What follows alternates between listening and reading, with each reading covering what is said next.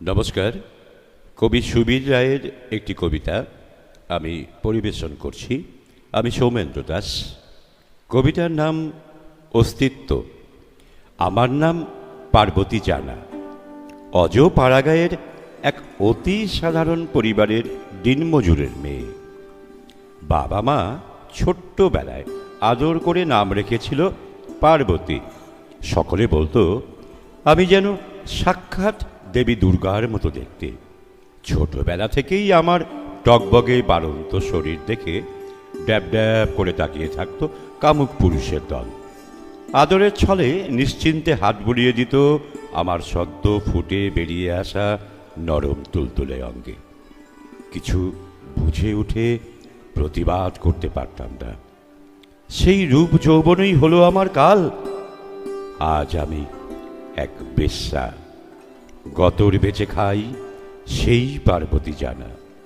তোমাদের শহরের বাবুদের রাতের অন্ধকারে আমার ঘরে আনা গোনা, আমার মুক্ত নগ্ন শরীরে আনাচে কানাচে তোমরা সুখ খোঁজো। হায়নার মতো হিংস্র হয়ে চেটে পুটে খাও আমার সমস্ত শরীর। তখন তোমাদের লজ্জা করে না কারা এনেছে আমাকে এই পথে? সদ্য পেরোনো 15 বছরের সেই যুবতী মেয়েটাকে একের পর এক ধর্ষিত হতে হয়েছে। তোমাদের কামার্ত বিভৎস মুখগুলি আমার শরীরের অঙ্গ প্রত্যঙ্গ রক্ত চোষার মতো চুষে খেয়েছে। একের পর এক অসহায় সেই নির্যাতিতা মেয়েটির চিৎকার হাহাকার তোমাদের কানে পৌঁছয়নি কখনো।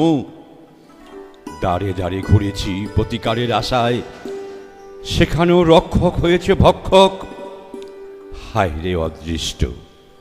না না, দু চোখের কান্না মুছে শক্ত হয়ে উঠে দাঁড়িয়েছি। আজ আমি এক পতিতা। এখন অবশ্য অর্থের বিনিময়ে শরীরকে পণ্য সাজিয়ে বিক্রি করি। বুঝেছি হাড়ে হাড়ে নারীর শরীর কত দামি। আজ আমার বলতে একটুও দ্বিধা দ্বন্দ্ব নেই। আজ আমি এক বেশ্যা।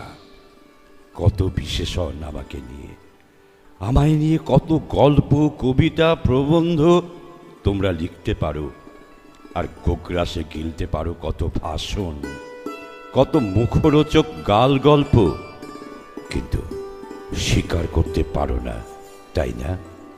তোমাদের সুশিক্ষিত সমাজের ছোট বড় সব শ্রেণীর মানুষকে আমি হাড়ে হাড়ে চিনতে পেরেছি। মুখোশের আড়ালে থাকা হিংস্র মানুষগুলোকে আমি চিনেছি।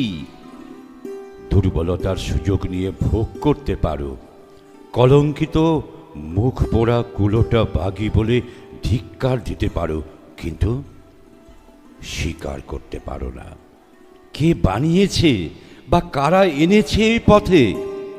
উত্তর তোমাদের নেই, দেবেই বা কেন? আমি কে? কি পরিচয় আমার? আমি তো শুধু এক তোমাদের ভোগ্য পণ্য মাত্র। ক্ষণিকের সুখের জন্য এতটা নিচে তোমরা নামতে পারো? হায় রে সমাজ!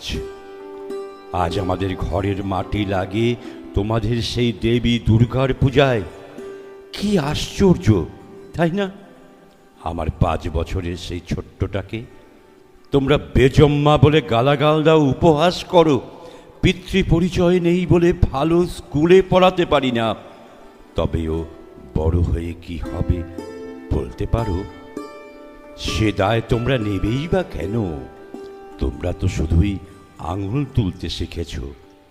ও হয়তো আমার মতো হাজার হাজার পার্বতী তৈরি করবে একদিন।